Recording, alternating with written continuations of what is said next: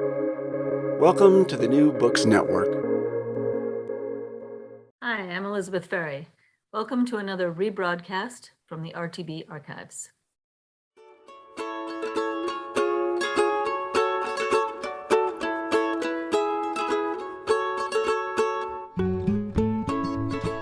From Brandeis University, welcome to Recall This Book, where we assemble scholars and writers from different disciplines to make sense of contemporary issues, problems, and events. I'm John Plotz, and my guest today is Sanjay Krishnan, eminent professor of English literature at Boston University and author, most recently, of V.S. Naipaul's Journeys from Periphery to Center, Columbia University Press, 2020.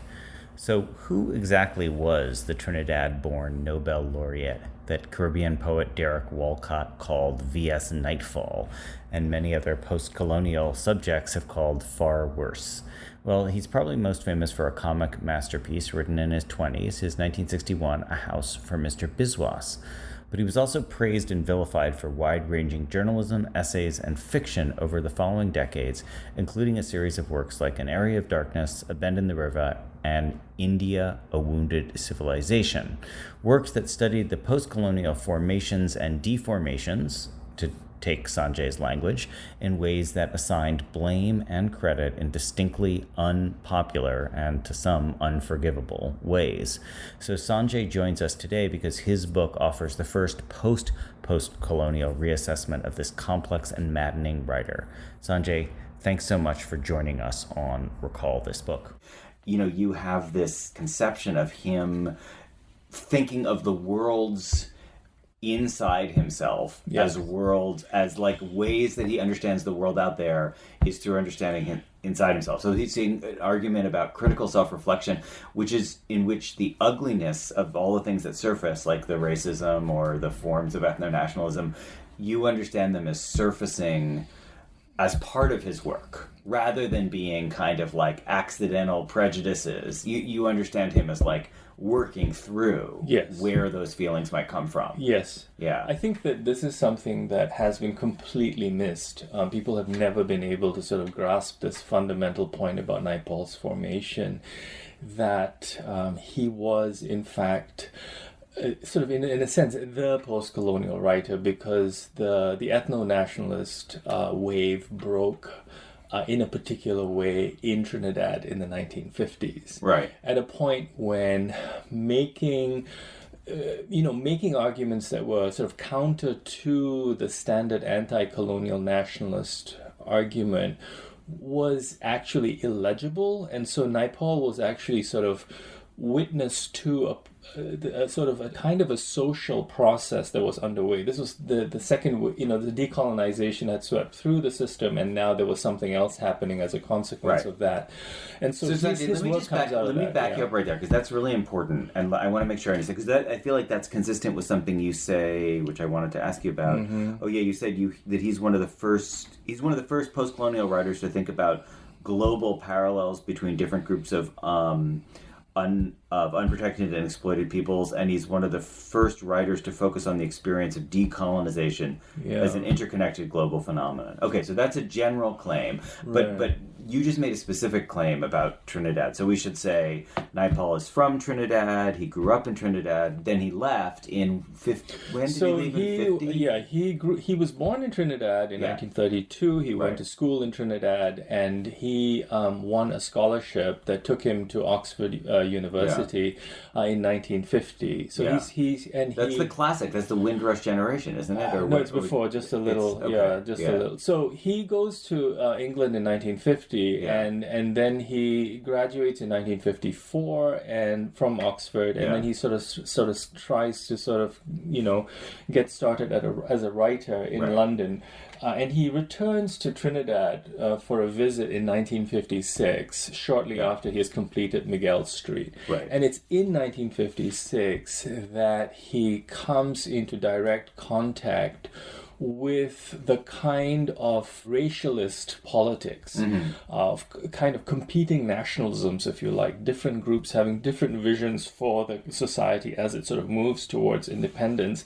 Right. And he sees how people are being mobilized along ethnic lines, identity and politics. Speaking ethnically, Trinidad is a slightly distinctive in the Caribbean context because there's a substantial Indian minority, but Yes. it's clearly a black sort of Afro-Caribbean majority. Yes. But a substantial Indian minority. Indian minority. So your point is that this is 56, 57 is very early for the decolonization is really in its early stages, but already you're entering this second wave, which is there's this vacuum, and the question is like, who are the inheritors? Yeah, and the country really hasn't become independent yet. That only happens in 62. Yeah. But the politics that is going to sort of define post-colonial Trinidad is already becoming apparent by the late 1950s. Right. So one phrase you have, I'm still thinking about this point, your point about him being early to notice this, is that, okay, you say on page 16, it's possible to see what was less clear in the heatier days of decolonization, that Naipaul's refusal to shy away from discomfiting aspects of postcolonial life was not an attempt to blame the victim, but part of a scrupulous, if at times flawed, effort to grapple with the unevener consequences of the global transition into modernity. Mm-hmm. So we can come back to flawed, maybe, because obviously lots of people say he's flawed in many ways. But can you say more about what it means that he's grappling with the uneven consequences of the transition? Well, I think that, Naipaul has a sort of a sense that decolonization is not going to be the smooth process that many people hoped or thought it would be. Mm-hmm. That there would be problems, but that these problems could be overcome. Right. And so I think that, starting in the late 50s and then he begins writing about this in the 60s, he is actually sort of attending to these kinds of questions through, in different works from the Mimic Men, in a free state. And he's actually sort of moving into different places as he talks about this in different ways. So, and I don't want to oversimplify your argument, but is clearly the fact that he himself belongs to a group that is a racial minority within a post-colonial state where majority versus minority distinctions turn out to matter a lot is important. Do you see that as just a kind of contingent fact about Naipaul, or is that crucial, that his crucible is like the kind of racialization of a place in which he's part of a minority? I think it is crucial. I think if this is again a point that's not been picked up on by Naipaul's critics, or most of them. I think that Naipaul came to understand that a kind of ethnic nationalist politics was going to take over the secular nationalist framework of post-colonial societies. Yeah, and that's why I mentioned the phrase ethno-nationalism. And so actually, if you look at his writings, and I can go through them, the kind of attention he brings to bear on ethnic minorities is extraordinary. I mean, every one of his works is actually interested in the figure of the minority. He never sort of brands it or labels it as such, but this is in fact where his gaze always takes him. In fact, it's actually hard to know if he's actually even sort of thinking about it in a self-conscious way, but he's always sort of working through the minority question in all of the places he goes to. The opening of In a Free State, the conclusion of In a Free State, A Bend in the River, all of his important works are really concerned with the question of the minority. So can I read a quote? This is, I think he's writing about Trinidad in 65, roughly. This is on your page 22. We weren't responsible in that way. Much had been taken out of our hands. We didn't have backgrounds. If you could, this is a wonderful image. If you could look down at us from the sky, you would see us living in our little houses between the sea and the bush. And I know Naipaul loves that word, the bush. Ellipsis. We were just there, floating. Now, I can see how that would irritate a lot of people because he's saying, no, we didn't have responsibility. We didn't have depth. So I get he's arguing against that kind of organicism of Williams, which just says, don't worry, there's always authentic culture to fall back on. He's saying, no, it's not authentic. But So what I would say is I would qualify that somewhat, because I think what he's saying to Arthur Calder Marshall, who is the writer he's sort of criticizing, is that whatever claims one might make for the Welsh working class, that Williams makes, Williams is saying that the group of people that he's familiar with, that is to say the people in Trinidad in the 1930s, were really sort of displaced peasants who had been sort of violently inducted into modern conditions of life, and so were not equipped in the same ways that a working class which had sort of been inducted into Right. colonial capitalism through a kind of a socially organic process might have been. Right, and you have a line, the institutions and norms of colonized societies had been deranged by modernity. Yeah, so the kinds of, so I think what Naipaul is saying is you want to be very careful about projecting the kinds of hopes you have for working class revolution in Right. Europe onto a colonial context. Okay, so can I just ask you about, okay, so one thing is, I'm gonna not get this right, but do you remember Derek Walcott's Nobel speech? Because he talks about attending a ceremony. Is it in St. Lucia that he goes to it? But He's Trinidad. In Trinidad. With looking at the... it's a rain festival, right? It's like launching arrows. Yes. And so Walcott's point, as I understand it there, is like the derangement is our arrangement. In other words, yes, you're right. There's no organic continuity, but the very syncretic synthesis, actually, that is our modern formation of our conception. Like we arise out of that syncretism. Yeah, it's very interesting. You know, I haven't read that Walcott essay, but it's interesting because actually Naipaul writes about a similar performance called the Ram Leela, which are sort of the people, sort of these laborers, indentured laborers from India, performing the Ramayana basically on the edges of these sugarcane plantations. And Naipaul actually talks about how he actually got his first sense of theater from these performances, which was sort of done by these peasants. Walcott sort of exoticizes it somewhat. He turns it into a kind of moment of self-creation, you know, whereas he doesn't want to historicize these things. For Naipaul, it's much more important to sort of historicize the ways in which these performances are taking place. So I think that's the slight distinction I would make. I don't want to say too much because I don't exactly remember what Walcott is, but that's the impression I have. That, you know, for Walcott, I think there is a kind of optimism, obviously, that there is a kind of possibility. And Naipaul is writing as, I think, an ethnic minority in the Trinidadian context. And he's also kind of looking at, you know, the ways in which these performances are taking place within a particular historical formation and how...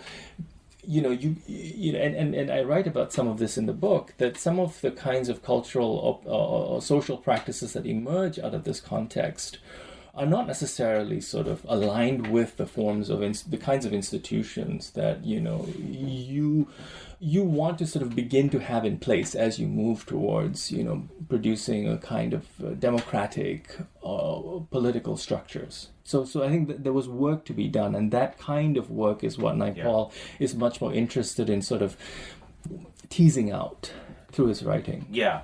So I said I wanted to get to Orwell, but I kind of want to do it by way of another analogy came to mind that I just wanted to float with you, which is the idea. If you think about Naipaul as starting to write in as early as the 50s, another virtual parallel is the literary naturalism that you see in someone like Armagh, The Beautiful Ones Are Not Yet Born, or maybe even in Richard Wright's Native Son. So I don't know how you think about the reason I'm thinking of the parallel is that in both Armagh and Wright, I think you get this notion that we do live in a deranged modernity. In other words, there's nothing organic or comforting about the social fabric, which is represented in Armagh's case. It's just like what it means to live here in my country, and in Wright's case it means what does it mean to be a Black American. But the point is that they grapple with a deranged modernity, but in a way that is not, you know, that doesn't they haven't provoked the kind of strong reactions that Naipaul has, because Naipaul provokes reactions because people see him as judging as well as describing that derangement. Yeah, it's hard to improvise an answer to that. Fair enough. Totally, I think that, you know, this is one phase of Naipaul's career, and I talk about it as the middle phase between 1962 and, you know, 1979. And in 1980. And I think what Naipaul is really trying to do at this point is he is trying to write about his own formation, write about the region that he was sort of born in, and then he begins to sort of go to India, and you know, he starts to sort of he embarks on a sort of a journey, you know, in which he's discovering that the narrative that he has begun to produce about himself and his formation actually turns out to have a lot more in common with other places. Yeah. And I think he grew. And that's your point about being one of the first writers to recognize the global aspect of decolonization. Yeah. That seems like a crucial point, because I totally agree. That is a strong distinction. I think Armagh sees himself in a naturalist tradition. Wright sees himself as belonging to a European tradition, but they understand their accounts as particular accounts. But you're saying that Naipaul is seeing this commonality defined by ethno-nationalism or defined by... defined in part by... I think he finds it in different... he finds different things in different places. He writes about different things in different places. It's not just the ethnic nationalist dimension. When he goes to India, he the thing that most upsets him is caste. I mean, the way caste functions in India, and he's actually shocked by it because, one of the things I say is that he's actually shocked by it not because he's contemptuous of it. He's actually shocked by it because he recognizes in it aspects of his own formation, so in his writing the bitterness and the kind of rage that you see there is as much self-directed because it's a sort of a self-implicating mode that he gets into. So can we talk about that self-implication, Sanjay? So one thing is, like, my favorite line I think in the book is this notion of the worlds within himself. I defined myself and saw that my subject was not my sensibility, my inward development, but the worlds I contained within myself, comma, the worlds I lived in. Can you just, I feel like, can you just parse that? My subject was not my inward development, but the worlds I contained within myself, the worlds I lived in. Yeah, I think that this speaks to the Naipaul's discovery of what he could contribute as a writer. I think his artistic vision became defined by an understanding that he had absorbed within himself, without knowing it, different historical trajectories. So there was a South Asian one. There was also the fact that in the South Asian society that he had come from was also already a fractured society. There were Hindus and Muslims. There was a history of Mughal rule there. There was a history of British colonialism there. There was also the displacement, the move from India to the Americas. And there, he coming into contact with an African origin population and an older Amerindian sort of culture that had been decimated by the time of his arrival. So Naipaul sort of wanted to find ways to sort of pull together the different strands that had actually gone into his making. And his writing was actually a very sort of, I don't know what you want to call it, but a kind of a slow process of disentangling those threads, if you like. So that became the story of the worlds that he contained within himself. But as he sort of wrote about these worlds, he began to see that there were connections between them, both in the present and in the past. So the story that he sort of that begins to sort of unfold as you read Naipaul's writings is the ways in which he's constantly sort of pairing or sort of making connections between different times and different places, all of which are sort of held together by the prism of his own formation. What I would say is Naipaul doesn't really sort of approach it systematically. I think he's more of a kind of an artist or a writer. And so he's sort of working with the kinds of materials that he has at his own disposal. And so he is, I think, sort of finding these connections and these ways of writing where he, sort of sees himself to be connected to the kinds of conditions that he finds himself engaging in, but in different ways in different places. So there isn't really, I don't know, when you say global decolonization, I think of him as sort of, really traveling through decolonized spaces in different ways. Well, I was just thinking of that line that you had about the notion that he's the first person to look globally at this decolonization. So that's right. To focus on the experience of decolonization as an interconnected global phenomenon. He does actually write about these places. I mean, in works like In a Free State, he's looking at, he's in Egypt, he goes to Africa, he's talking about places in Trinidad, and so there's a kind of, he's actually sort of finding parallels through the stories he tells. Those moments, I guess, I wouldn't necessarily say they're like self-implicating in the ways that are playing out in the travel writing. But I do think that what he is actually sort of tapping into are and this is a sort of a crude formulation, is that, the politics of identity, the politics of race and ethnicity comes to be a way in which different people in these different parts of the world are navigating decolonization. Yeah. So the very fact that Naipaul himself was sort of drawn into these kinds of feelings in the context of Trinidad, the fact that he was able to sort of channel or sort of repeat or echo odious feelings towards Black people is something that he sort of takes as a sort of an insight when he travels to other parts of the world. Yeah. So it's not like he's sort of trying to sort of then say, well, these people are being, racist, or he's trying to sort of disparage them. I think what he's saying is that these feelings come to be a way that this new sort of social and political condition is being navigated. Yeah. So I really take your point that a lot of your intervention is about understanding, like getting beyond the postcolonial studies, let's say Rob Nixon account of Naipaul, but even looking beyond that question to the question of, you are specifying a unique achievement of Naipaul in terms of the earliness of understanding this kind of interconnected decolonization and the problem of ethno-nationalism and, the status of minorities, let's say, in decolonization. Do you see the Naipaul account as resonating for where we are now in this post-colonial moment? Or is what he has to say really specifically, sharp on the 60s and 70s and like the formation of new third world nationalism?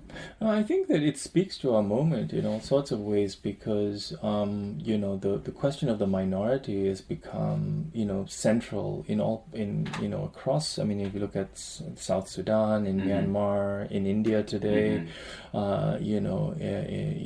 it's very clear that this is it's a fundamental issue that Naipaul put his finger on as early as 1960, 61. So that's one part of it. I think. Did he ever write about Rwanda and Burundi? Like, did he? No, he didn't write about Rwanda. No, he didn't. I mean, he wasn't really looking to write about a political crises. I think he's all when he writes about the Congo, for instance, he's very sort of careful to sort of avoid scenes of like mass violence. And there are very few scenes of mass violence in his war writings. He's really much more interested in looking at the ways in which societies get sort of fixed or set in certain ways, the kinds of narratives that emerge and the kinds of characters that get produced in those contexts. So I do think that, Naipaul is actually sort of trying to equip post-colonial subjects with a kind of a language of reflection. It's very important to sort of understand the histories by which you've been produced. It's very important to sort of engage with the odious feelings that have given rise to the kinds of histories that we now inhabit, and to find ways to stage those feelings without sort of falling back on righteous attacks or sort of clear-cut sort of positions, ideological or otherwise. But I think it's very hard to sort of make that argument work in post-colonial studies, given the way in which post-colonial studies has constructed itself very much as a kind of the inheritor of the mantle of anti-colonial nationalism, which always sort of framed itself in highly moral terms, a kind of moral rebalancing or correction, historically speaking. So, if you think of Frantz Fanon's Wretched of the Earth, that's very much the framework that, that we're operating within. And the Naipaulian sort of vision, which I think of as a vision that tries to get into the weeds, and it tries to sort of understand what actually sort of made these societies become sort of formed by certain stories and certain reflexes, is harder to get at because it actually doesn't lend itself to a single sort of formulation like Empire Writes Back and so on. What you really need to do is to sort of work through these stories as they sort of reveal themselves in all their unpleasantness, if necessary, without sort of saying, you're saying bad things about people who've been colonized, because that's the only way you're actually going to discover a kind of a capacious and complex enough vocabulary, conceptually, imaginatively, to sort of take on the kinds of struggles that have been sort of sedimenting over a long, long period of time. Yeah. And so I think that's where Naipaul remains very important. But it's hard at this point in the ways in which, discussions get framed to sort of get that across, because, we're always going to the moment where, it appears to be the case that Naipaul is saying something negative, and he does say negative things. Yeah. And he is a very problematic figure. But the problem with Naipaul is that sort of troublesome aspect of Naipaul is also what seems to give rise to these genuine insights into the nature of these social formations. Yeah. So where do you see a positive legacy of Naipaul? Like, do you see writers that he has influenced, or other people who have been able to do the same sort of thing, or? Yeah, I think so. I think that, I think many writers, journalists just sort of, refer to Naipaul all the time. I don't know, in America it's George Packer talks about him, people like Hilary Mantel have written about him. No, but I don't just mean who talks about him. I mean, where do you see, I see him in, like if you read Aravind Adiga's The White Tiger, for instance, it's very clear that, that work is deeply influenced by Naipaul. Wow, say more. I would not have seen that. I don't know. There are passages I remember when I was reading, I would just kind of draw a line down the side and I'd write N or something like that. And I think, the ways in which Naipaul, this is unfortunate, but, the ways in which scenes of urban dereliction, for instance, are described, and the kind of sensibility with which some of those scenes are described, I think are Naipaolian. But, I think the same could be said of, other sort of writers. Marlon James has talked about Naipaul in his book. What does he say? Well, he just basically talks about, he calls him I think he calls him something like a coolie writer who said some interesting things about Jamaica and so on. But I think I think Naipaul's way of writing, in a way, about some of these spaces, is to say, in somewhat politically incorrect ways, to sort of be willing to sort of go to places that are considered problematic, is generally, I think, the kind of source for many writers who sort of want to sort of give themselves permission to sort of move in certain ways that are, lacking propriety in the usual ways we think of when we talk about postcolonial work. I hear you, but specifically because on the one hand I hear you're making a defense, which I totally understand and sympathize with, of like the right to go there if you want to as a writer, in other words, to could say the thing that seems offensive right now, but maybe in hindsight will have some resonance. But you're making a more specific point about Naipaul, because you're saying that it's the very objectionable things that he says that are actually the moments where he's like working the hardest, because those are the moments where the worlds in him and the worlds he lived in are kind of aligning. So do you see other writers who've taken that on, like who've seen that kind of, I almost want to call it like an auto-ethnographic resonance or something, where their writing benefits from that? Yeah, sure. I think people, I don't know off the top of my head, I think people like Taib Saleh, for instance, in Season of Migration. I was totally going to ask you about him. I'm so glad you said that. Yeah, because when you were describing Brenda, I was like, that sounds like Season of Migration to the North. Yeah. Huh. Yeah, so which part Which is like all of that stuff about the strangeness of how sexual desire gets mediated, when he's talking about the white women that he will or won't sleep with, and the ways in which that, they're playing out racial roles with one another, which he embraces, but not in a kind of cheap Orientalist way, but more just like kind of who we were to one another was constituted by our difference. I think also of the ways in which the Taib Saleh writes about the disappointments about post-colonial Sudan, for instance. There is that kind of. There is, I think in the figure of Mustafa Saeed, there is a kind of, there's a kind of, there's this kind of self-implication going on in the ways in which Mustafa Saeed is complicit with this situation, and he's also trying to separate himself from the kinds of conditions that he is in. His class, at least, it bears responsibility for. How did you come to want to write about Naipaul? Like, what's your journey to Naipaul? Gosh, I've had a pretty complicated relationship to Naipaul. Oh, I think do tell. I Yeah. read him I read him when I was in my teens. I was just very, very taken by the prose. Yeah. I kind of fell in love with it, and then I remember reading A House of Mr. Biswas, and I really just loved it. And I couldn't stop laughing when I was reading it. And then as I think it was after I finished my undergraduate degree that I began to sort of actually sort of have a desire to write on these kinds of issues that I then sort of began to sort of turn against Naipaul. I sort of entered into postcolonial studies, and and then when I did graduate work, I was at Columbia where Saeed was there and Rob Nixon was there too. So I'm personally very fond of Rob. So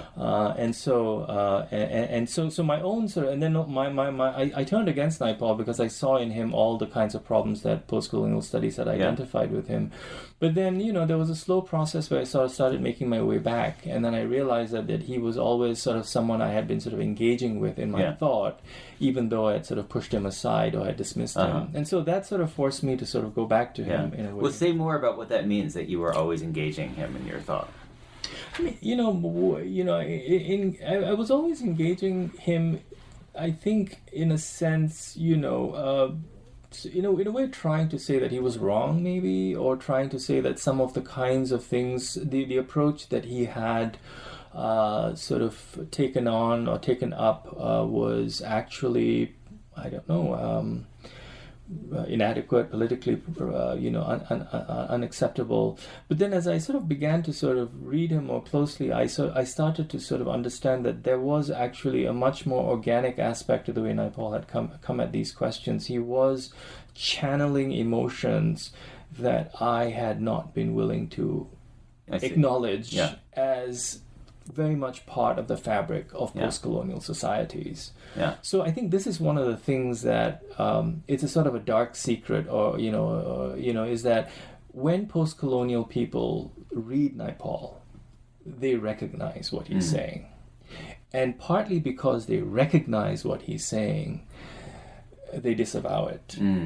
So it is complicated because I'm not suggesting that it's merely about repressing or pushing away what you see is in yourself. I think that, Naipaul is a very problematic figure, so there are many things to object to in what he says, but nevertheless, it's not tenable to my mind to sort of simply say that Naipaul is, has become an outsider, he's traveled away from the periphery and has simply wanted to sort of say the kinds of, sort of recycle the stereotypes about the periphery. Many times I've met individuals from different parts of the world, who will quote a line from Naipaul, who will sort of reflect on a particular scene in a Naipaul novel that spoke to some aspect of their own formations.